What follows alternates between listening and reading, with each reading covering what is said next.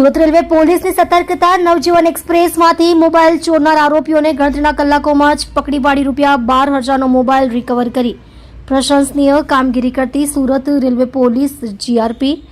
Police inspector Shri J B. Mithapara Surat railway police station નાઓની સૂચના અને માર્ગદર્શન મુજબ સુરત રેલવે પોલીસ સ્ટેશનના પાર્ટ એ ગુનો રજિસ્ટર્ડ નંબર 0558/2024 ભારતીય ન્યાય સંહિતા 2023ની કલમ 303(2) મુજબના કામે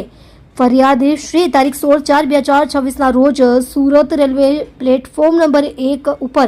ટ્રેન નંબર 12656 નવજીવન એક્સપ્રેસ ટ્રેનમાં પાછળના જનરલ કોચમાં ચડવા જતા પેસેન્જરોની ભીડની તકનો લાભ લઈ ફરિયાદી શ્રીના પેન્ટના ખિસ્સામાં રાખેલ એક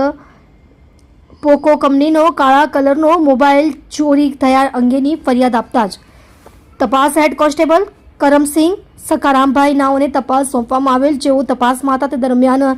પ્લેટફોર્મ નંબર 1 ઉપર શંકાસ્પદ હાલતમાં 2 અજાણ્યા વ્યક્તિ જોવા મળેલ, જેને પોલીસ દ્વારા અટકાવી તપાસ કરતા તેઓના નામઠામ પૂછતા આરોપીએ પોતાનું નામ અથર અહેમદ, ઇજાઝ અહેમદ, જાતે અહેમદ, ઉંમર વર્ષ 24, ધંધો મજૂરી, રહે ઘર number 16, survey number 159, plot number 16, મુસ્લિમ નગર, બી ગલી નંબર 5, તાલુકો માલેગાંવ, જિલ્લો નાસિક, મહારાષ્ટ્ર તથા આદિલ અબ્દુલ્લા આદિબ અખ્તર, જાતે અંસારી, ઉંમર વર્ષ 22, ધંધો મજૂરી, રહે ઘર નંબર 11-12, ગલી નંબર 7, અહેમદપુરા, થાના માલેગાંવ, જિલ્લો નાસિક, મહારાષ્ટ્ર વાળાને પકડી પાડી તેની તપાસ કરતા તેની પાસેથી એક પોકો કંપનીનો કાળા કલરનો મોબાઈલ, જેની કિંમત ₹12,000ની મત્તાનો મુદ્દામાલ મળી આવતા પંચનામા વિગતે ગુનાના કામે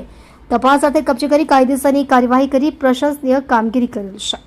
તમે જોઈ રહ્યા છો DNY ન્યૂઝ ચેનલ રમન કૌરની સાથે.